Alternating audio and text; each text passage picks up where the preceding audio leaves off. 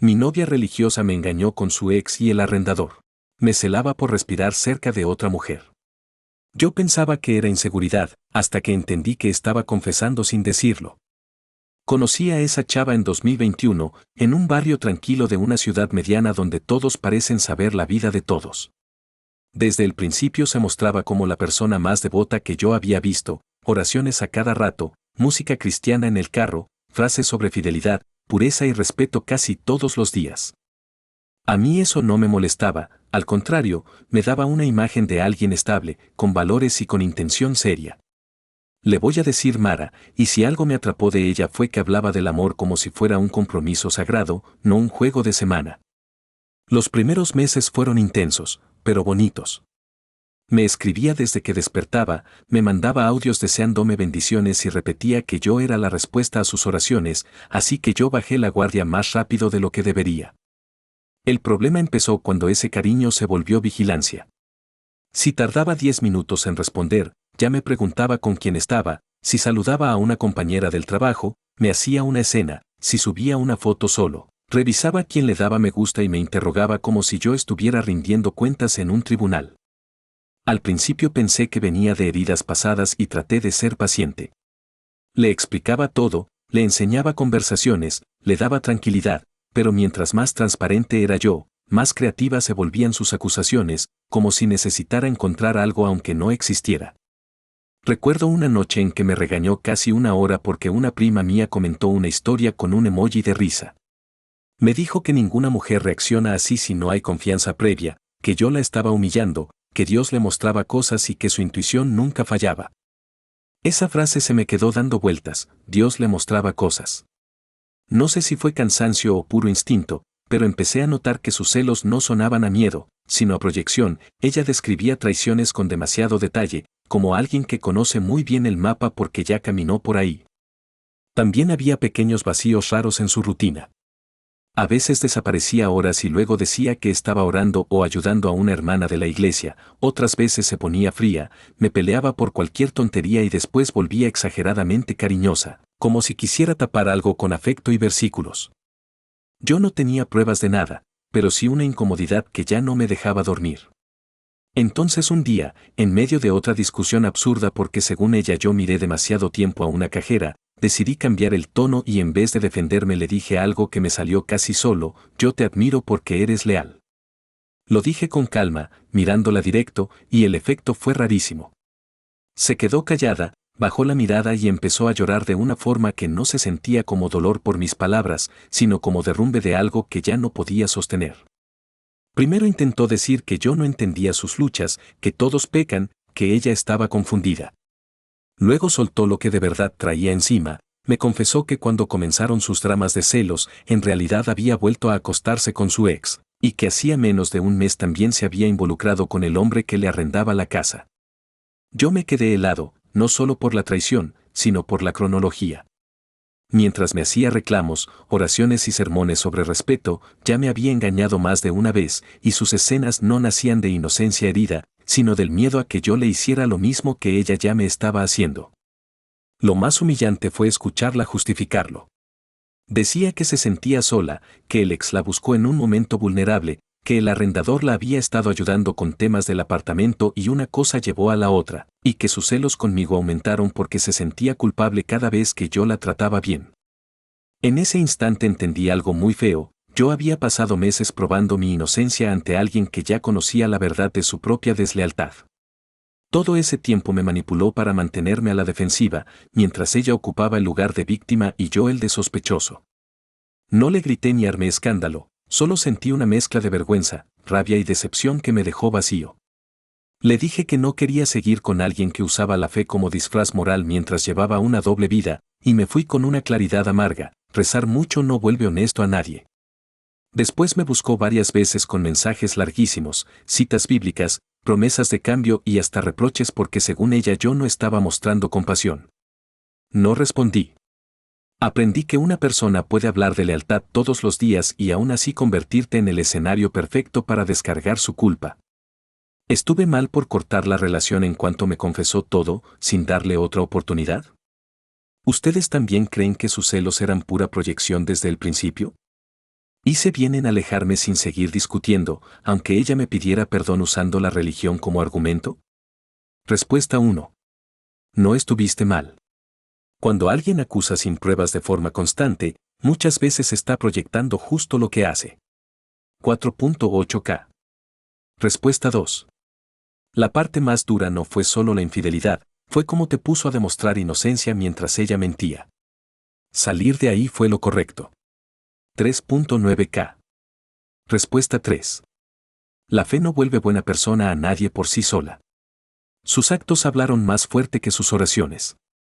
3.2K. Mi amiga descubrió a su mamá en el baño. Yo pensaba que lo más turbio de esa familia ya había pasado. Estaba equivocada, apenas era el comienzo. Cuando tenía 14 años, mi grupo de amigos giraba mucho alrededor de la casa de mi amiga Liana. Su mamá, a la que voy a llamar Mara, era de esas adultas que querían ser vistas como la mamá cool, nos dejaba quedarnos hasta tarde, hablaba de novios, besos y secretos como si fuera una más, y a veces cruzaba límites que en ese momento no sabíamos nombrar. Entre nosotros estaba Teo, un amigo que llevaba años coqueteándole a Liana. Todo el mundo lo sabía, incluso Mara, porque ella misma se reía y decía cosas como que Teo iba a terminar casándose con su hija. A Liana a veces le daba risa y a veces le incomodaba, pero como éramos chicos, muchas cosas quedaban disfrazadas de broma. Con el tiempo empecé a notar una dinámica rara entre Teo y Mara. No era algo que pudiera explicar bien en ese momento, solo miradas largas, mensajes a cualquier hora y una confianza extraña. Si Teo llegaba a la casa y Liana no estaba, Mara igual lo hacía pasar, le servía refresco y se quedaban hablando en la cocina como si eso fuera lo más normal del mundo. 2 o 3 años después, cuando ya teníamos más claro lo que estaba bien y lo que no, explotó un rumor que al principio nadie quiso creer. Una chica del barrio dijo que Teo no solo había intentado con Liana, sino que había estado con Mara cuando él tenía 14. Yo recuerdo el silencio helado cuando lo escuché, porque de golpe muchas escenas sueltas empezaron a encajar de una forma horrible. Liana se enteró por terceros, no por su mamá, y eso fue lo que más la destruyó. Ella no dejaba de repetir que se sentía humillada, como si le hubieran robado algo más grande que una amistad. Teo había pasado años persiguiéndola a ella, y mientras tanto, según varios mensajes y fechas que luego salieron, también se metía a escondidas con su mamá. Lo peor fue que Mara no reaccionó como alguien arrepentida. Primero minimizó todo, diciendo que la gente exageraba y que Teo ya era muy maduro para su edad, frase que todavía me revuelve el estómago. Después cambió la versión y empezó a llorar, diciendo que todos la querían ver como un monstruo y que nadie entendía su soledad dentro del matrimonio. Ese escándalo partió al grupo en dos durante semanas. Había quienes defendían a Mara porque era mujer, porque según ellos Teo seguro había querido, o porque no querían aceptar lo evidente. Otros, entre ellos yo, solo veíamos a un adulto que sabía perfectamente que ese chico era menor, que además era amigo de su hija y que había jugado con la confianza de todos. Liana dejó de invitar gente a su casa, se distanció de casi todos y por un tiempo ni siquiera quería salir. Lo más triste era verla intentar actuar normal mientras en el barrio la gente murmuraba a sus espaldas. Su papá caminaba como un fantasma, y aunque nunca supe cuánto sabía realmente, en esa casa se respiraba una vergüenza espesa, de esas que se pegan a las paredes. Yo habría pensado que después de semejante desastre Mara bajaría el perfil, pero no.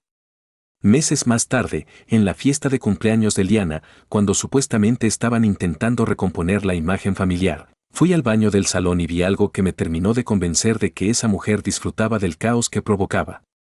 El baño estaba al fondo de un pasillo medio oscuro y la puerta no cerraba bien.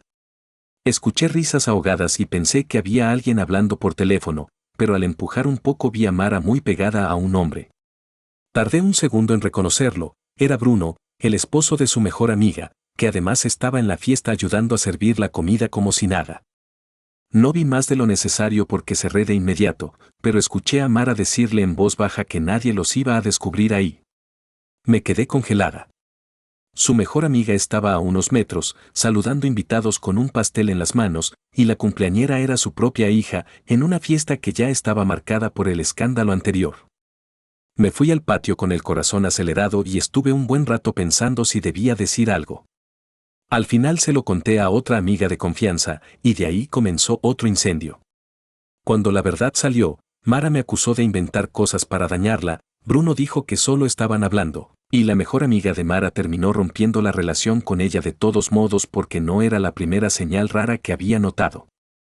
Liana no me gritó ni me culpó, pero me preguntó algo que todavía me pesa: ¿por qué a su mamá parecía importarle tan poco arruinarle cada momento importante? No supe qué responder.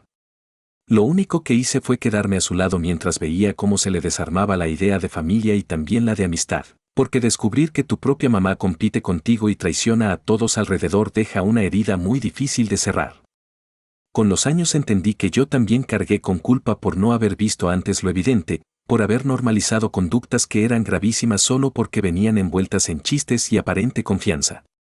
A veces me pregunto si debimos hablar antes, si alguien adulto debió intervenir por Teo, y si yo hice bien en contar lo del baño aún sabiendo que iba a hundir más a Liana en medio del chisme del barrio. ¿Hice bien en contar lo que vi en el baño aunque eso empeorara todo para mi amiga? ¿Debimos denunciar antes lo que pasó entre Mara y Teo cuando empezaron a salir los mensajes? ¿Estuve mal por alejarme de Liana un tiempo cuando su familia se volvió un caos total? Respuesta 1. No estuviste mal. Lo del baño no era un malentendido, era un patrón clarísimo y alguien tenía que decirlo. Respuesta 2. Lo más grave no es el chisme del barrio, es que un adulto se metió con un menor y encima amigo de su hija. Eso nunca debió minimizarse. Respuesta 3. Pobre Liana. Perder la confianza en tu mamá de esa manera te rompe por años. Hiciste lo que pudiste con la edad que tenías. Si te gustaron esas historias, suscríbete.